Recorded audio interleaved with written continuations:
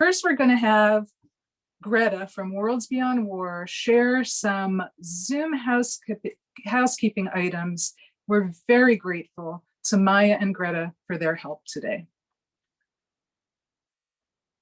Welcome, everyone. Thank you so much for joining us. So some housekeeping, we are just recording. I just started the recording of this webinar. So if you have to leave at any time, or if you want to share this with your friends, we will send out the recording afterwards. We also have the closed captioning on today. So if you'd like to view the captions, you can click on the CC button at the bottom of your Zoom screen to enable the captions. And a reminder that they are done by robots, so please excuse any errors with the transcription. And we will be saving the chat as well. So if you are worried about missing something, don't worry. We will send out all the links in the follow-up email as well. So that's it for the housekeeping. Thanks. Great. Wonderful. Thank you, Greta. So Jack and I might not be able to keep up with the chat today, but we'll definitely read all of it later. If you have a message or question for us, just go to the Nuclear Resistor website at nukeresistor.org, and please get in touch with us today or anytime. The program today is wonderful, we think, and very, very full. We're going to be seeing pictures of actions from around the world, hearing wonderful songs, and you're going to be on mute, so feel free to sing along. We'll be hearing stories. We'll have a time to remember nuclear and war resistors who have died. There will be a poem from Dan Berrigan and support actions for Leonard Peltier and Daniel Hale.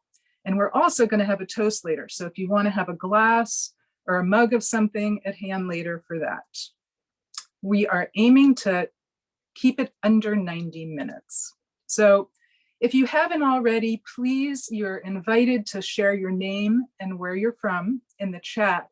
And while that's happening, Jack and I are going to be sharing just some of the things that people have sent over the years from around the world, reminding us that this is a powerful international movement. So this beautiful chiseled wood sign on the wall behind us was handmade by Father Moon, a Catholic priest who spent time in prison for his resistance to the naval base on Jeju, the peace island of South Korea. In the fall of 1995, Jack accompanied our friend Sam Day on a speaking tour in England and Scotland, and the women living at the Greenham Common Peace Camp gave him a piece of the chain link fence they helped to bring down before the land was eventually returned to commons. When we visited our friend, Plowshares activist Susan Crane at the federal prison in Dublin, California in 1995, she'd been working in the ceramic shop, and she made this beautiful mug for us.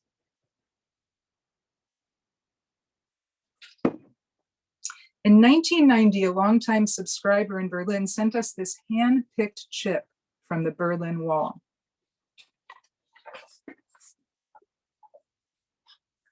A Kazakh activist we hosted after the formation of the Nevada Semipalatinsk movement to end nuclear testing in Kazakhstan gave us this cloth badge with their logo of the Shoshone chief smoking the peace pipe with a Kazakh elder.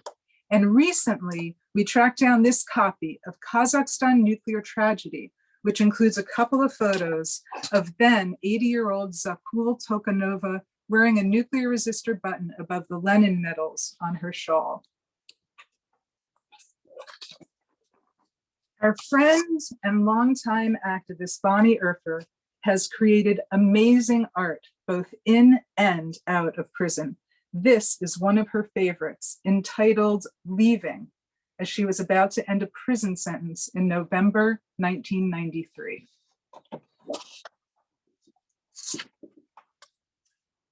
For today's program, we pulled together some of our favorite stories, including a pretty funny interview with Father Bix Bixel, a Plowshares activist who died in 2015. We've also assembled dozens of inspiring photos of resistance actions to accompany some rousing movement music. And while there are some light and funny moments ahead, this is a celebration. After all, we do not intend to minimize the challenges of going to jail or the hardships endured by imprisoned activists and their families and communities. They are real. And the nuclear resistor has also reported abuse, medical neglect, loss, and grief along the way.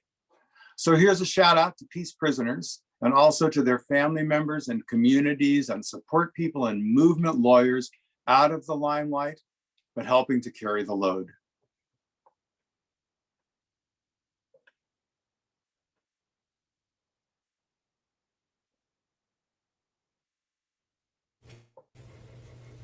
Thank you for joining Jack and I today to celebrate 42 years and 200 issues of The Nuclear Resistor, a chronicle of hope and peace prisoner support network. One aspect of The Nuclear Resistor is certainly about sharing stories. We're really fortunate to be able for the past 42 years to share stories about people who exemplify the best of humanity in a world gone crazy with nuclear technology and war. People sometimes ask how the Nuclear Resistor got started. Here's a little slideshow we put together to help tell that story. Our story begins in the late 1970s. In April 1978, a national demonstration at the Rocky Flats nuclear weapons plant in Colorado gave rise to a year-long campaign of civil disobedience, blocking the railroad tracks serving the death factory. That's me holding the flag right before my first arrest. Friends of mine went to jail, and this pattern of U.S. history was repeated. In any significant movement for progressive social change, activists and people of good conscience are jailed and imprisoned. They deserve the support of the movements they are a part of. In the late 70s, I was living and attending college in New Jersey and began attending demonstrations at nuclear power plants on the East Coast, as well as large rallies in New York and DC that highlighted the connections between nuclear power, nuclear weapons, and uranium mining. In 1980, I helped to organize women in New Jersey to attend the Women's Pentagon Action, where women gathered to weave shut all 5 entrances of the Pentagon. A group of women were arrested and spent time in prison. A seasonal house painting job brought me to New Jersey in the spring of 1980 with this nascent idea for anti-nuclear prisoner support. I took the train down to Washington, D.C. for a major anti-nuclear demonstration on April 26th. The movement was building steam as the world approached the 35th anniversary of the bombings of Hiroshima and Nagasaki. I went to the same demonstration. I saw a woman standing on the street as I marched by, holding a neatly lettered sign that read, "I'm 50 years old today, and I hope my grandchildren live as long."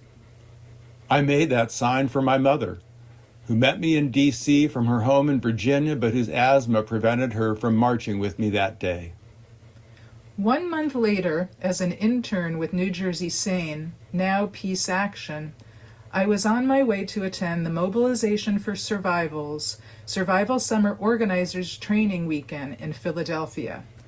A guy who came to the informational meeting in Montclair a week before had a car, and he picked up me and my friend Debbie for the drive to Philly. So I'd only just met Felice and now Debbie. As we get going, Debbie asks Felice where they should go to celebrate Felice's upcoming 21st birthday. So, I asked, just to make conversation, when's your birthday? It's June 26th. No kidding? That's mine too. So, shy as I am, how can I not ask Felice out to toast our shared birthday? Before long, we were making signs together to oppose the MX missile, organizing a draft registration teach-in, and that October, the first issue of the Nuclear Resistor newsletter was published, then called the Newsletter of the National No Nukes Prison Support Collective. We have continued to publish the newsletter and make signs for and organize peace demos and events and celebrate our birthdays together ever since.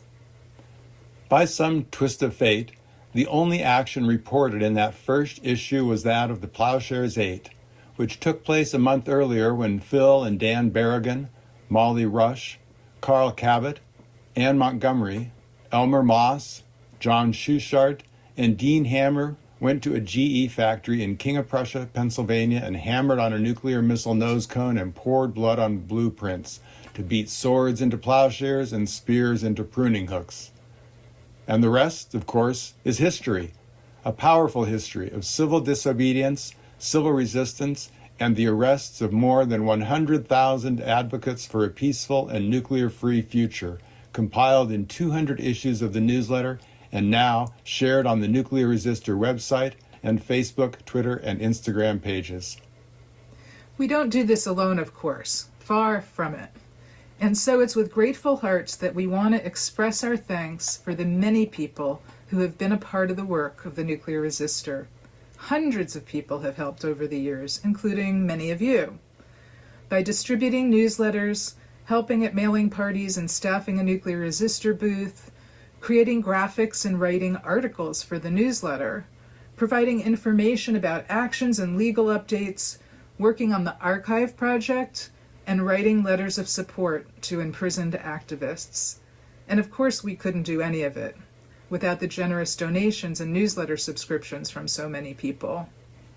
And there would be no purpose for this work without them. So we also thank the many thousands of nuclear and war resistors whose actions have given us hope over these decades.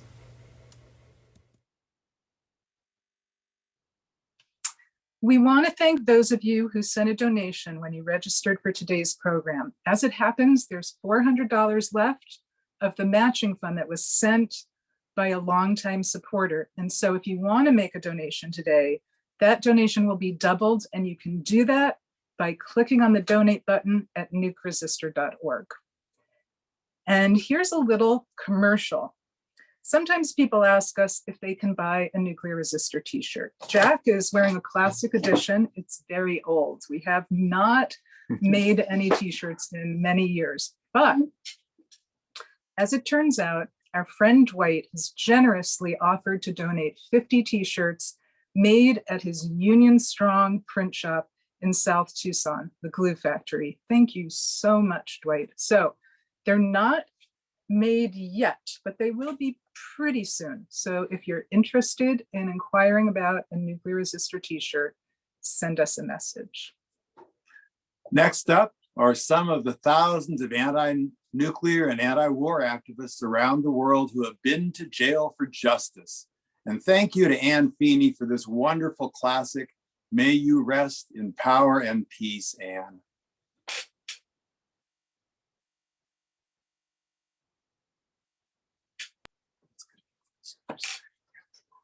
Was it Cesar Chavez? Maybe it was Dorothy Day. Some will say Dr. King or Gandhi set them on their way. No matter who your mentors are, it's pretty plain to see. If you've been to jail for justice, you're in good company. Have you been to jail for justice? I want to shake your hand.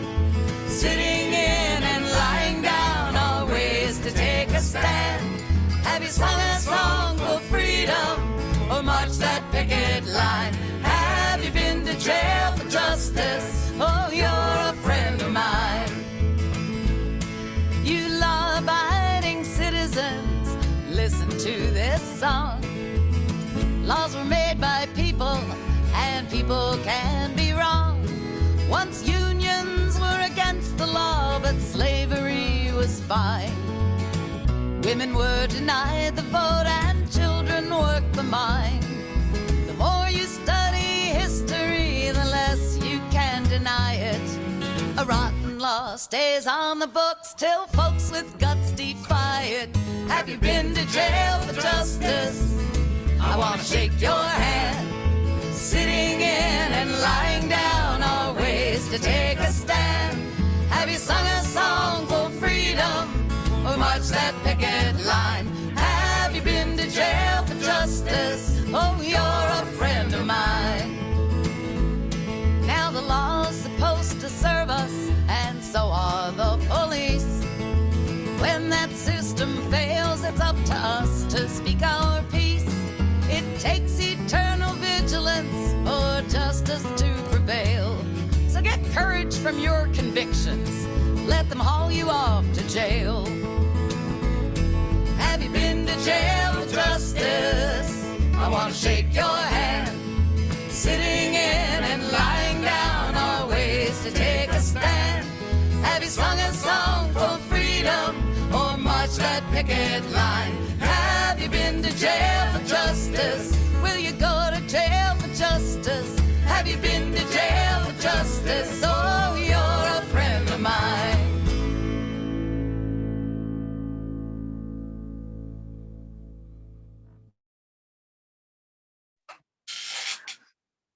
When Theo Kaiser was part of the Los Angeles Catholic worker community, he joined in action at Vandenberg Air Force Base up the California coast. Here are some of his recollections of that action.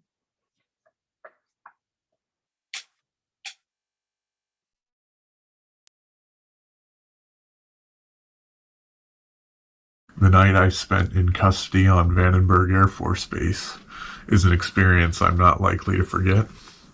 It was the culmination of a backcountry action taken during the 50th anniversary of the Cuban Missile Crisis. After my friend and I hung banners on facilities within the base, an hours-long game of cat and mouse ensued between us and several dozen MPs. Eventually, after they'd given up their search, I turned myself in to a couple of lone centenaries left behind after the larger party moved on. Eventually, I was brought to this large canvas tent in the middle of the base, one of many temporary structures in a kind of central command of their search for what they were sure were many protesters running around. Cold, dirty, tired, and handcuffed, I'd spend the next 10 hours under the watchful eye of my very own armed guard. My first lesson of the night was just how bumbling these young soldiers really were. I'd always been indoctrinated in the efficiency and discipline of the U.S. military, but what I saw in reality was a group of 20-ish-year-old dudes being mostly led by slightly older 20-something dudes, and a scene that would be familiar to anyone acquainted with that demographic. They kept shooting themselves in the foot as they tried to rally and search for the other protesters they thought were somewhere around. One guy went off duty with the keys in their pocket. Someone else accidentally put gasoline in a diesel truck. Somehow, the spark plugs had gone missing from one of the vehicles. These guys made us Catholic workers look like a well-oiled machine. It was all pretty funny until you recalled the nukes of it all. That this crew of not much more than frat boys were partially tasked with the safety of these super weapons. The other memories that stand out from that night are of the time I spent with those armed guards. One-on-one in a tent with no TV, radio, cell phones. I spent hours in conversation with a handful of guys, each taking individual shifts of a couple hours. One guard talked to me about his favorite burger places, and of his church community and the charitable work he did with them. It was an opportunity to talk to him as a fellow Christian about what we do at the Catholic Worker, how I was spending my days serving meals on LA's Skid Row because Jesus told us to help those in need, how the nuclear weapons I was there to protest stood in the way of helping our brothers and sisters by gobbling up resources to either never be used or destroy the earth, and how Jesus warned us against this way of protecting ourselves. Those who live by the sword perish by the sword. This guard thought the work we were doing with the poor was admirable, and he truly seemed to listen to and consider everything I had to say. Another young man tasked with detaining me told me how much he disliked the military. He'd never recommend enlistment to anyone. He only had 8 more months and then he was done. He kept repeating this. Just 8 more months. Just 8 more months. Most of the folks there weren't really into the military, he told me. It was a steady job in a world lacking in steady jobs. The military isn't going anywhere. 70% of soldiers he thought were like him. The other 30-ish being actually into it. He told me he thought nuclear weapons were wrong. But I'm just a guard. I guard things. They tell me to guard the nukes and I guard them. I'm guarding you right now. Just 8 more months and I'm done with it, though. I told him, too, of my work on Skid Row, and he said, I think when I get out, I'd like to do something like what you do. Something to really help people. And then reminded of our immediate trappings, he added, well, maybe not exactly like what you do.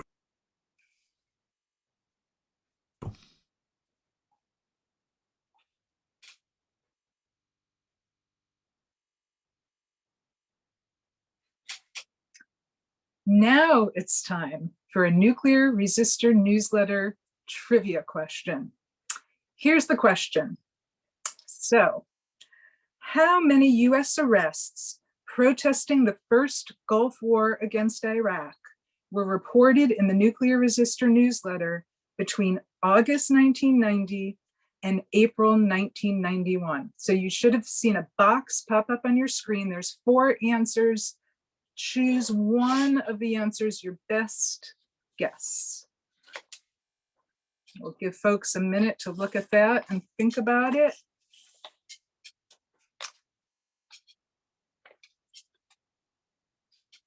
But we're not gonna choose one because we know the answer. I'm not seeing it come up on that. Maya, I think you need to relaunch the poll instead of sharing the results. To do it again, yeah. There we go. So people should be able to start great. voting now. And they're rolling in. Thank you, Maya. Huh. Very hopeful people here, I'm seeing, picking the largest number. Or people with good memories, maybe, who knows, for any of these answers. Okay, that looks like about it. We're kind of slowing down Yeah, here. just take another second if you're still deciding. Great. So most people chose D, 6,000, and that is the correct answer. Let's see, we can close that. Issues number 76 and 77 chronicle this resistance, with arrests reported from over 200 separate actions in more than 80 different cities and towns in at least 28 states. Now, the nuclear resistor also reported on and encouraged letters of support to imprisoned military refusers, and many of them were served up to 2 years in military prisons and were not released until 1993.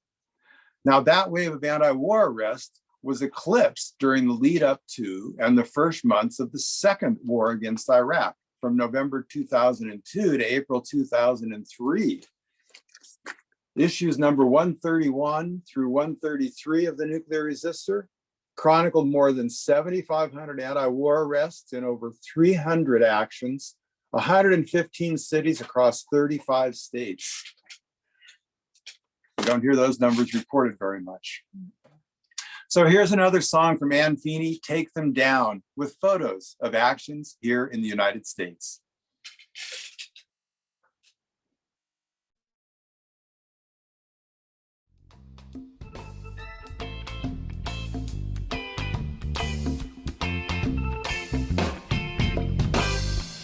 Where did all these missiles come from? Don't say you built them in my name. We built them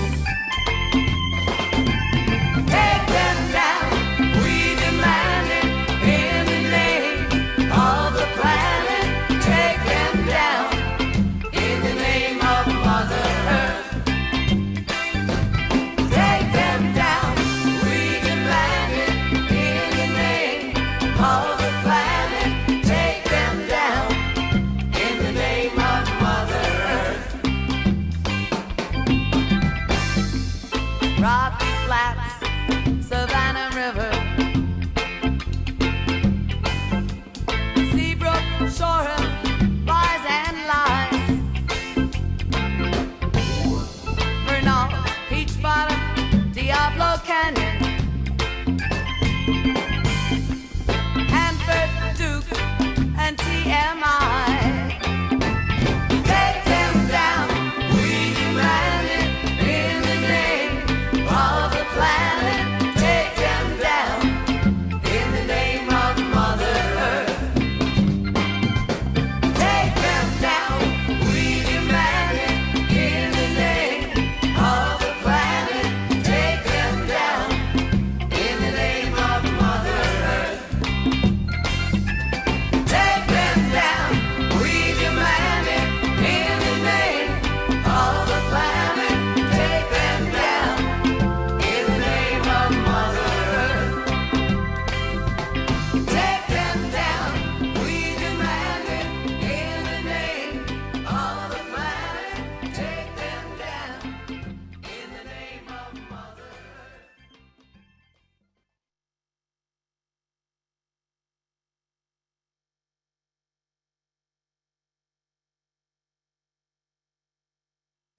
On a number of occasions, the nuclear resistor has reported on solo actions that carried substantial risk for the lone activist. One of these was the White Rose action taken by Katya Komisarek. We met Katya in San Francisco in 1984 when we drove from San Diego to Vancouver, networking with activists and speaking in more than a dozen cities and towns along the way. On June 2nd, 1987, 25 years before Theo joined a backcountry action there, Katya entered Vandenberg Air Force Base and did serious damage to a mainframe computer that was the backup for the Star Wars missile defense system. After completing a 5-year federal prison sentence, Katya became a lawyer, defending, in her words, potheads, prostitutes, and protesters. While awaiting trial, Katya wrote to the nuclear resistor, "Thanks, as usual, for the work you do. I'd have thought twice about doing my action if I didn't know you were there.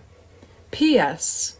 I'm calling this action the White Rose Action. I feel very identified with Sophie Scholl."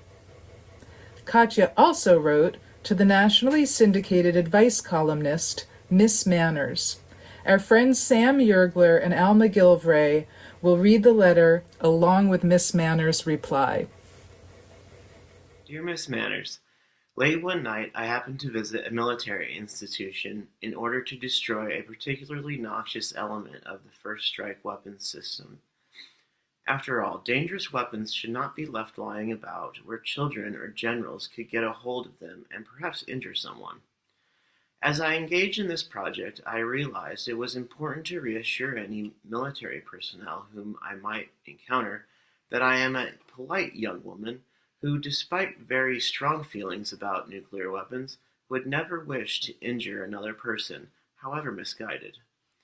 Hence, at the entrance to the facility in which I was to busy myself, I left the following items: a bouquet, a box of cookies, and a greeting card. I'm worried about that card. Should I have used personal stationery instead? Is it ever appropriate to use a commercial greeting card? This one had a pleasant photograph on it, and the interior was blank. Naturally, I added a short and polite note. Nonetheless, I'm now consumed with misgivings. What would have been the most tasteful form of correspondence in that situation? My second question revolves around the appropriate dress for a courtroom situation. I find myself quite caught up in litigation these days. The military has taken such a dim view of my efforts at tidying up its base. What does a lady wear to her first felony trial? This is clearly a significant occasion, which will occur only once in a lifetime. I do so want to do the right thing. Even more, I want the jury to do the right thing. Surely appropriate attire is integral to a speedy acquittal.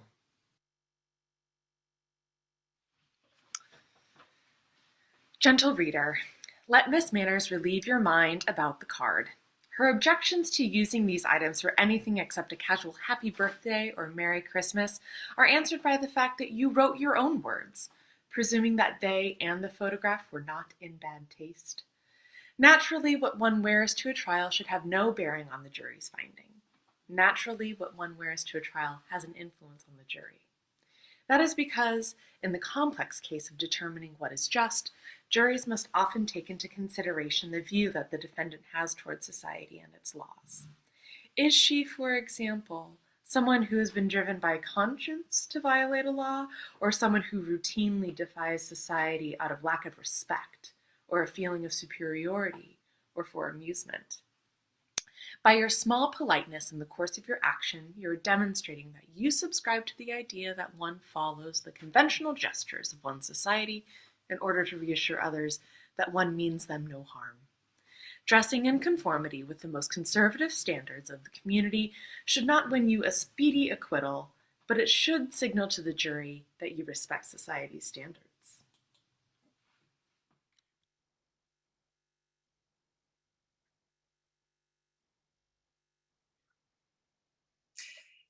In 1981, women marched from Wales for nuclear disarmament and set up a peace camp at the Royal Air Base at Greenham Common, where nuclear cruise missiles were stored. Soon, peace camps were springing up across England and all around the world, including here in Tucson. Many persistent and creative Greenham women were arrested.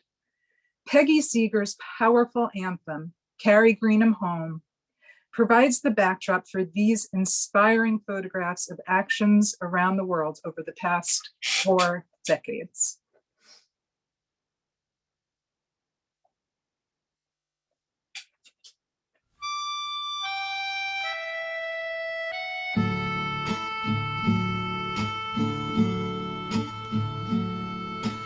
Hand in hand, the line extends all around the 9-mile fence. 30,000 women chant, bring the message home. Carry Greenham home, yes, near home and far away. Carry Greenham home. Singing voices rising high, weave a dove into the wire. In our hearts a blazing fire, bring the message home. Carry Greenham home, yes, near home and far away. Carry Greenham home. No one asked us if we cared if crews should be stationed here. Now we've got them running scared, bring the message home.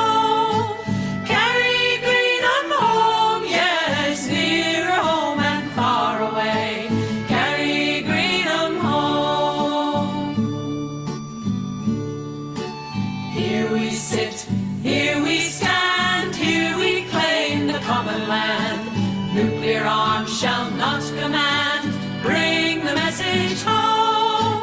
Carry Greenham home, yes, near home and far away. Carry Greenham home. Singing voices sing again, to the children, to the men, from the channel to the glens, bring the message home.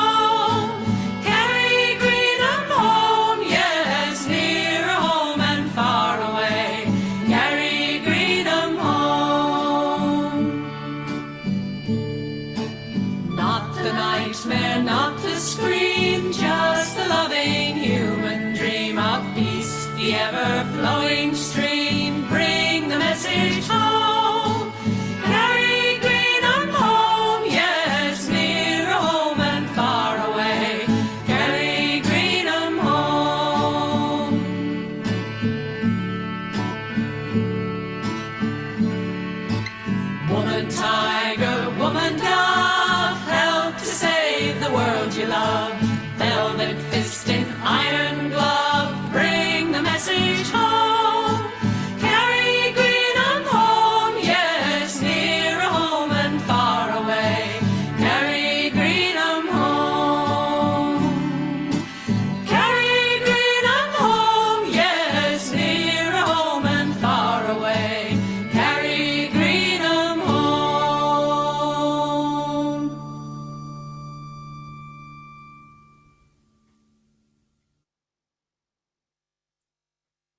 Plowshares Aid inspired more than 100 Plowshares actions around the world to date.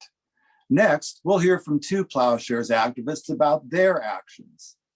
Elizabeth McAllister, widow of Philip Berrigan and mother of Frida, Jerry, and Kate, shared her story about the 1983 Griffiths Plowshares action with The Stoop, Baltimore's storytelling project. Thank you to Claire and Ellen Grady for sending us photos from the time of that trial and sentencing and in prison. Some will accompany the recorded audio of Liz's story. They don't all follow the narrative of the story, but we think they reflect well on the spirit of the action in the community. After Liz will be that interview with Bix Bixel about the 2009 Disarm Now Plowshares action at the Trident Nuclear Submarine Base in Bangor, Washington. Both Liz and Bix mention the use of blood in their protests. Many activists use red paint in their actions to symbolize blood, and frequently Plowshares activists use their own blood. Here's what was shared in the action statement of the Upper Heford Plowshares. We bring blood to name these machines as machines of death, to name war as the bloody business that it is, and to show how precious and precarious our lives are.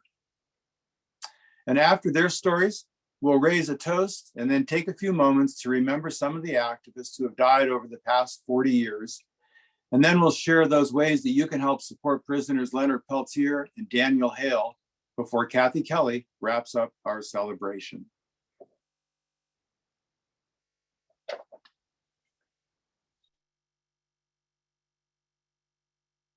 It was the wee hours of Thanksgiving morning, 1983, and with 6 friends, I had just climbed through the fence onto the property of Griffiths Air Force Base in Rome, New York.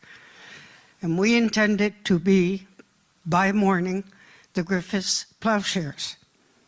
Ever heard of Plowshares? At Jonah House, the community that I've lived in here in Baltimore since 1973, we spent a lot of time with the prophecy of Isaiah. And we're especially moved by his mandate that we beat swords into plowshares, spears into pruning hooks, that nation not learn war anymore.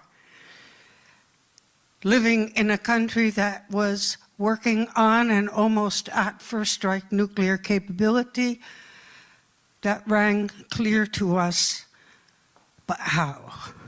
How do we beat swords into plowshares? We began moving towards some understanding of that with the first Plowshares group, the Plowshares 8, my husband Phil, his brother Dan, and 6 others, went into the GE facility in King of Prussia, Pennsylvania, and hammered and poured their blood on the Mark 12A warheads. We were looking that Thanksgiving morning at the B-52, which was the final stage in our nation's first strike nuclear capability with air-launched cruise missiles. These planes that had done so much damage in Vietnam, Laos, Cambodia, were now being retrofitted to project nuclear cruise missiles on our so-called enemies. We got through the fence.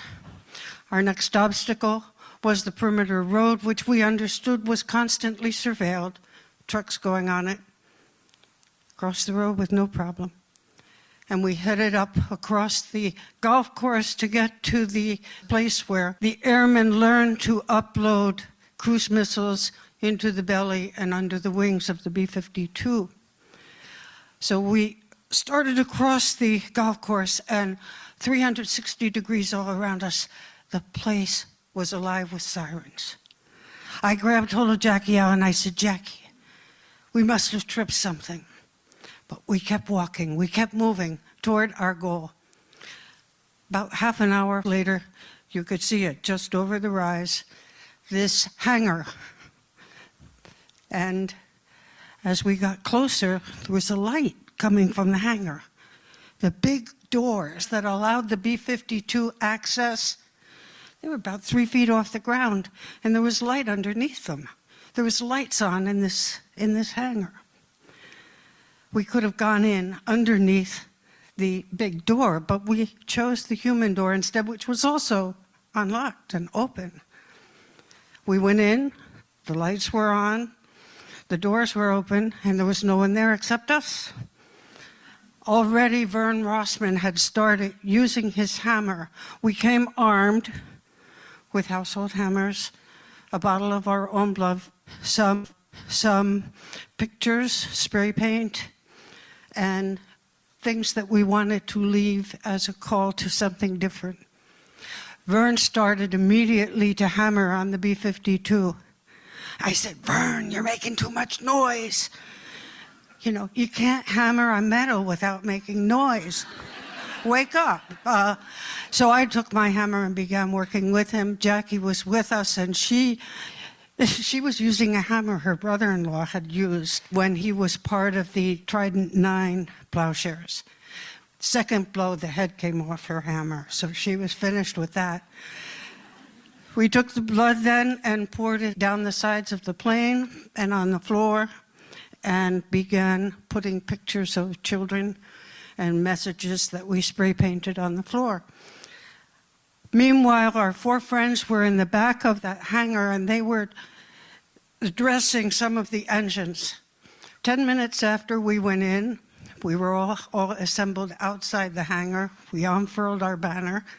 The sirens were still apparent, but they were much less offensive.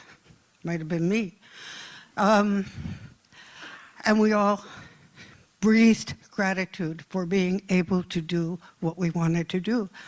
But at that point, Carl Smith said, "You know, I saw a phone in there.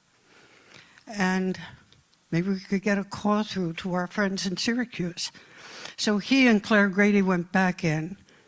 He picked up the phone. He was immediately in touch with the switchboard operator. And he said, "Happy Thanksgiving to you. Could I please have an outside line?"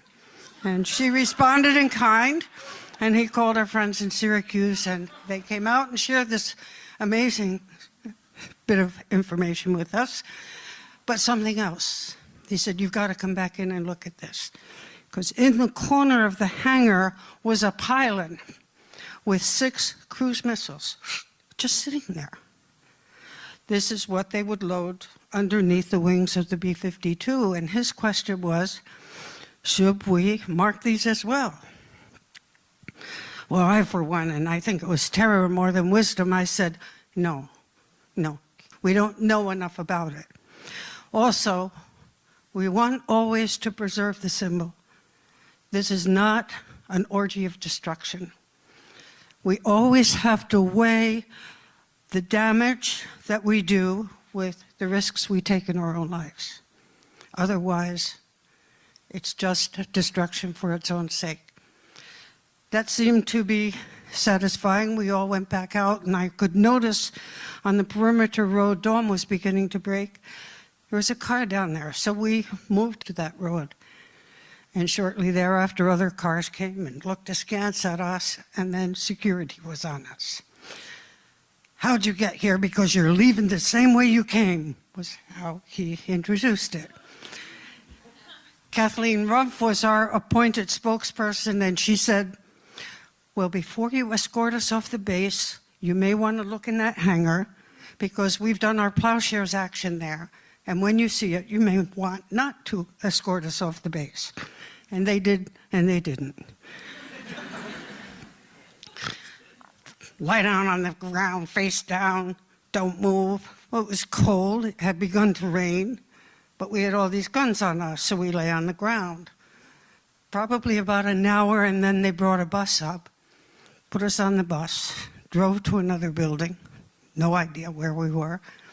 But we sat on that bus all day. It was about 5, 6 o'clock before we were brought into the building that we were sitting outside of and were questioned by FBI. I'm not very fond of FBI. I'm sorry if anybody here has that affiliation, but I think the only question I answered was to say, no, we didn't do anything you couldn't see. We went from there to the jail in Syracuse, New York. We learned that we were charged with, well, trespass, destruction of government property, conspiracy to destroy government property, sabotage, conspiracy to commit sabotage. That might have been it. But we were looking at 25 years in jail if you added that all up. But some weeks later, we appeared in federal district court in Syracuse. Courtroom was full of friends, even some family members. And it became clear we had deep ties to this community, so we were released on personal recognizance. I called home. The phone was answered by my then 9-year-old daughter, Frida, and she said, "Mom, does that mean it's over?" I said, "Oh no, darling, it's only just begun. We'll have a good talk when I get home."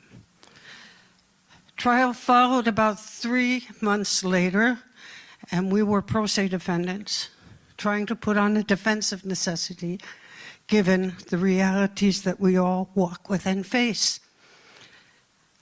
I think we did a remarkable job, but the judge ruled that we had not established imminence, which is one of the things we had to establish for necessity, so that our defense could not go to the jury.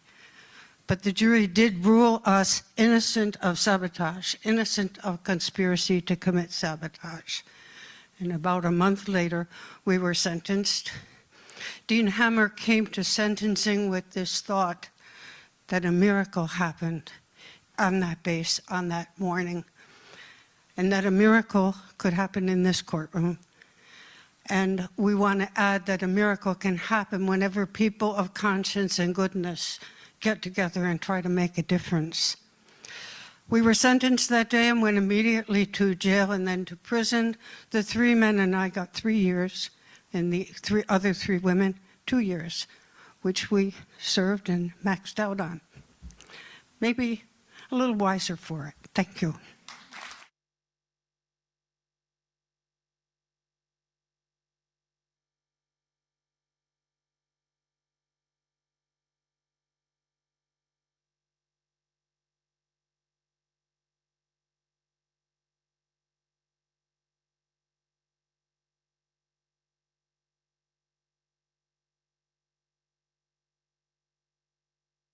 This is the Naval Base Kitsap Bangor. The Navy wouldn't allow me onto the base to see where the break-in occurred or how far the intruders got. In fact, civilians aren't even supposed to cross this blue line right here. You see this blue line? This blue line right here? It's on the Kitsap Peninsula, and it's home to the U.S. Pacific Fleet's Trident submarines and SwiftPack. Not this thing. Strategic Weapons Facility, Pacific. About a fourth of the nation's nukes are estimated to be stashed at this joint. So just what kind of highly skilled operative was able to lead a group to penetrate this tightly secured facility? This man, Bill Bixel, an 81-year-old Catholic priest in Tacoma. Doesn't wear clerical garb because of the status it implies, doesn't have a bank account, works with the homeless, longtime peace activist. I confronted this dangerous, amoral anarchist as he showed me his state-of-the-art plan for infiltrating the nuclear base, and a photo of his elderly accomplices in the break-in. So it wasn't so much an A-team as an AARP team.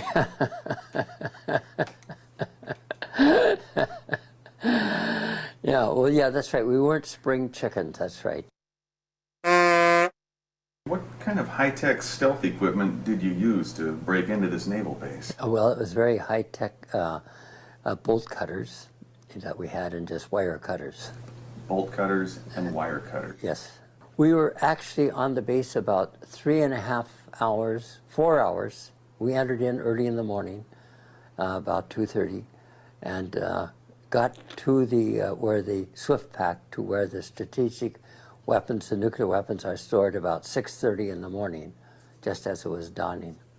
Nobody from the Navy would agree to an on-camera interview either, but I did get a Navy spokesman on the phone, and I'll do my best to convey what he said to me. They were not in any way close to anything associated with national security. What we did, we hammered on the gate itself, or on the fence that we had cut through, and poured our blood there, How much blood are we talking about here? You're talking a baby bottle full, I guess 12 ounce of blood, I guess. Each of us, 5 of us had. What happened when you were caught? Were you waterboarded? We were not waterboarded. Were you forced to listen to Eminem? No, we were. Were you deprived of melatonin for long periods of time? Right. We were put on the ground. We were on the ground for about 3.5 hours on the cold ground, and then we had hoods that were placed over our head once we were inside where the strategic weapons were, and so we were there both mainly flat on the ground and handcuffed with handcuffs again behind us, and then kneeling there for a bit, as well. That is not a true statement. They were cuffed and they had bags put on because they had gone into a high security area. Part of the delay of their being taken out was actually because they weren't providing accurate information when they were being asked who they were and their identity and those type of things. So let's sum up. Some really old people broke in, did so easily, were here for a really long time before they got caught, and when they were, they say they were treated with a severity that might possibly have been out of proportion with their really, really advanced age. The fact that they were cuffed and had to lay on the ground with bags on their heads, a different treatment than what might have been appropriate based on their advanced age, but these are also people that cut through a fence, walked 2 miles, cut through another fence.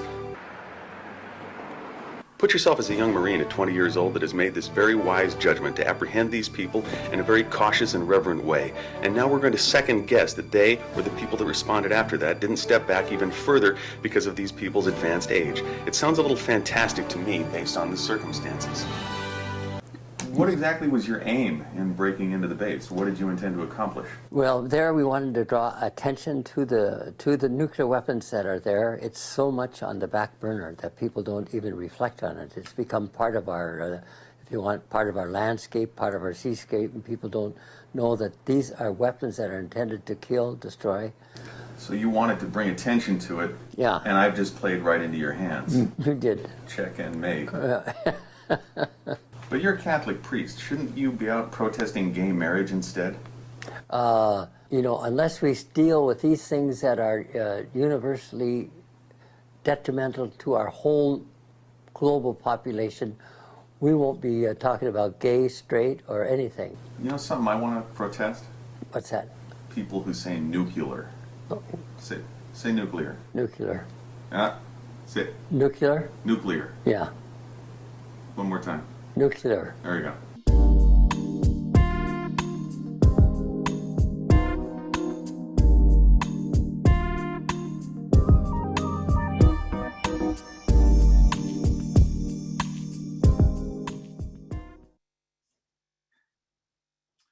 I always loved Bix's laugh. It's really wonderful to hear it today with you all.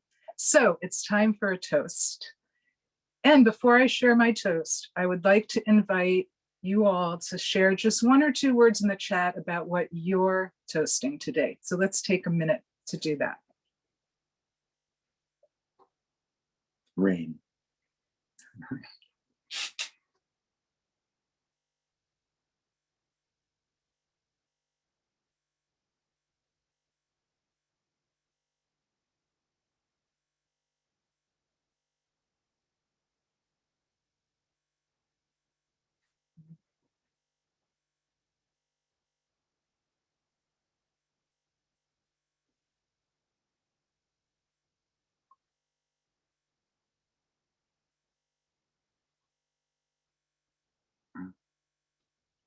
Thank you all. Still coming. Take a few more seconds. Beautiful.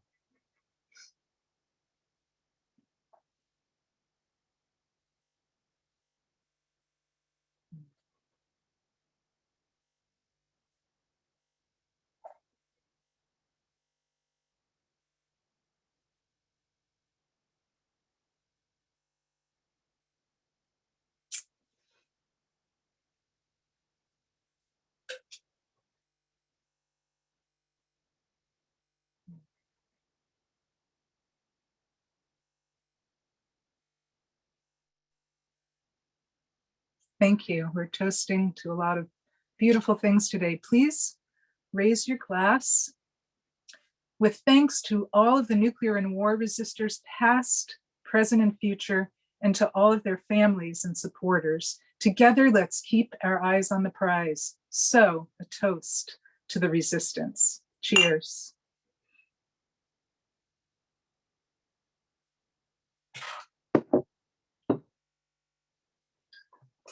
Felice and I have long been inspired and continue to gain strength from the people who came before us in the struggle for a peaceful and nuclear-free future.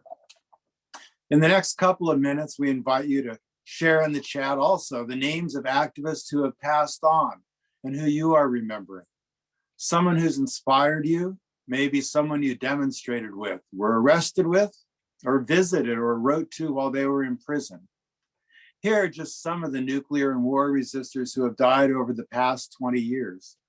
This Charlie King recording of Cy Khan's song, People Like You, was played at our dear friend and mentor Sam Day's memorial service in 2001.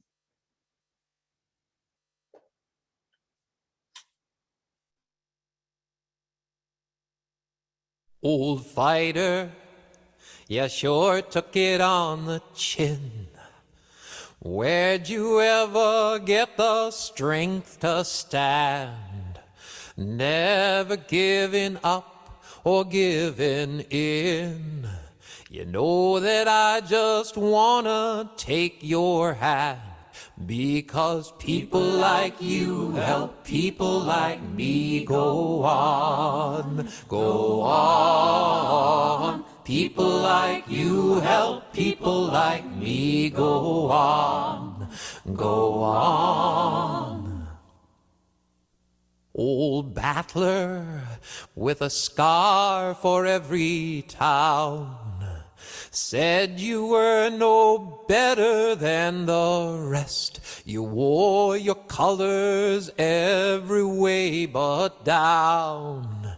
And all you ever gave us was your best. And you know that people like you help people like me go on, go on. People like you help people like me go on, go on.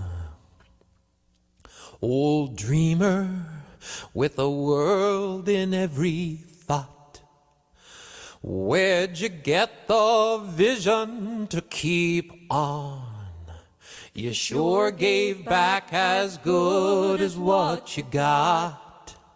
I hope that when my time is almost gone, then they'll say that people like me helped people like you go on, go on. Because people like you help people like me go on, go on. People like you help people like me go on, go on, go on.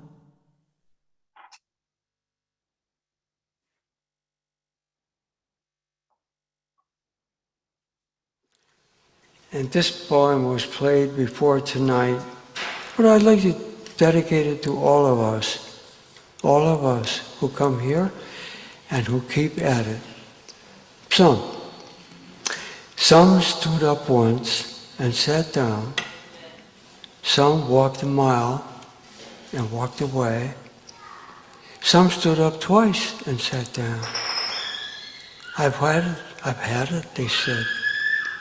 Some walked 2 miles and walked away. It's too much, they cried. Some stood and stood and stood. They were taken for fools. They were taken for being taken in. Some walked and walked and walked. They walked the earth, they walked the waters, they walked the air. Why do you walk? They were asked. And why do you stand? Because of the children, they said, and because of the heart, and because of the bread. Because the cause is the heart's beat, and the children born, and the risen bread. Thank you.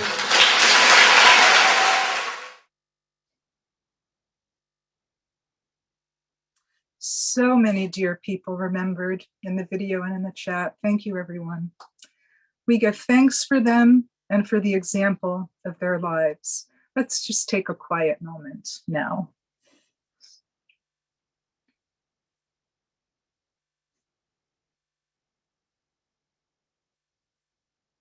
Presente. So here's one more nuclear resistor trivia question for you. And the question is, what is the largest number of imprisoned activists ever listed by name and prison address in a single issue of the nuclear resistor? So you should have the screen of popped up poll 2. And people are starting to respond.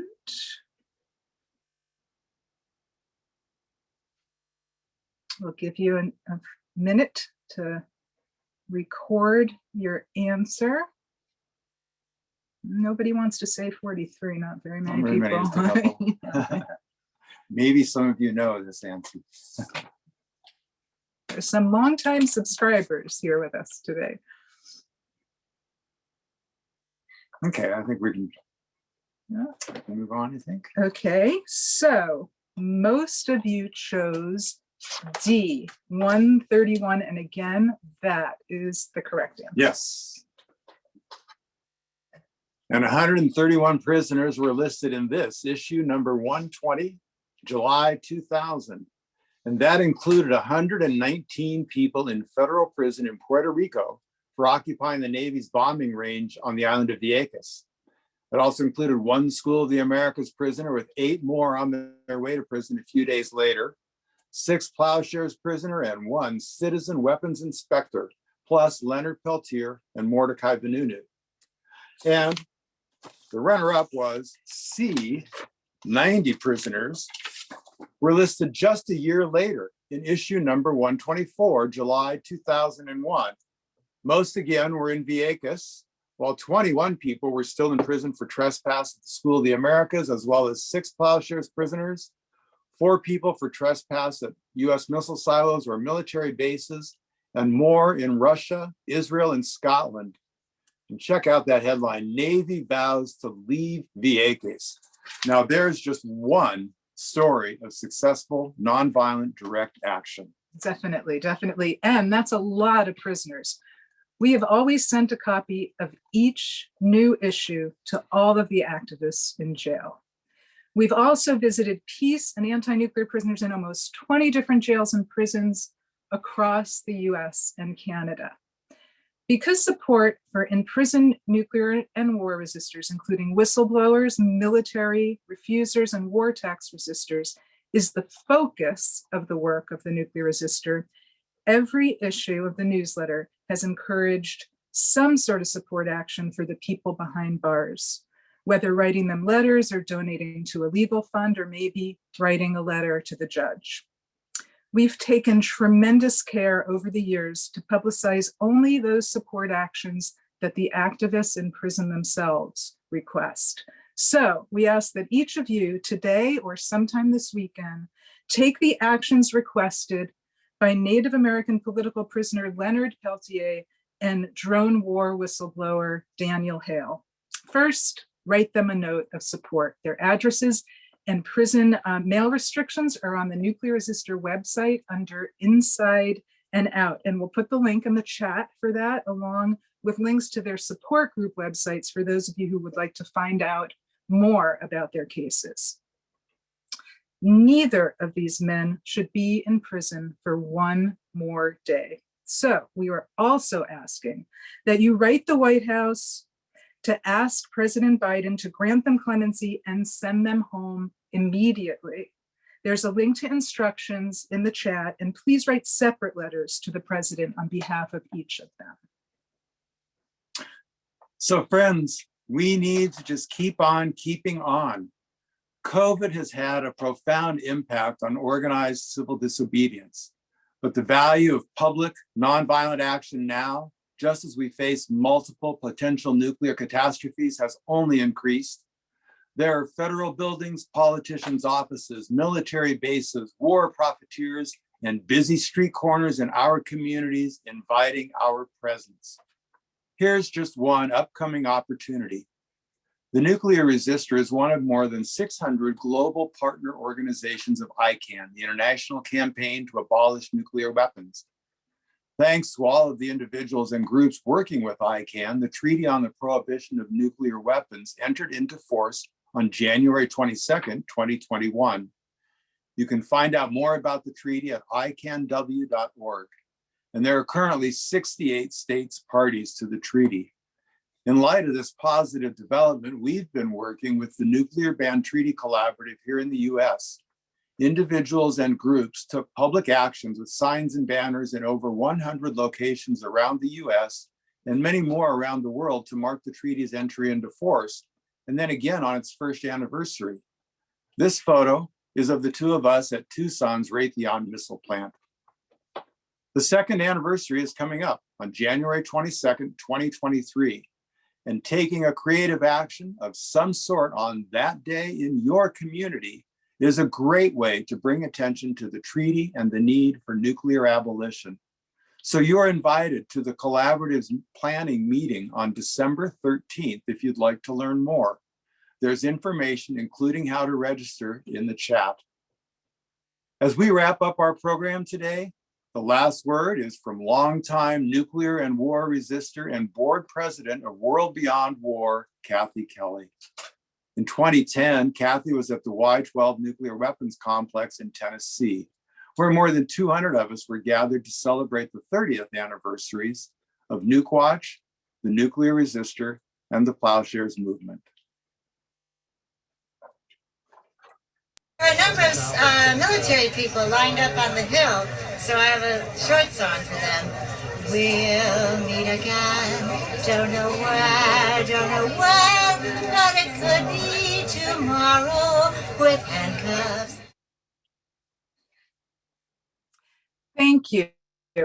Thank you to our storytellers and musicians, photographers and graphic artists, to Democracy Now!, to The Stoop, and to Greta and Maya with World Beyond War for all of their help with today's program. And thanks to all of you for being with us today to celebrate. Enjoy the rest of your day or evening, depending on where you are. Thank you. Peace.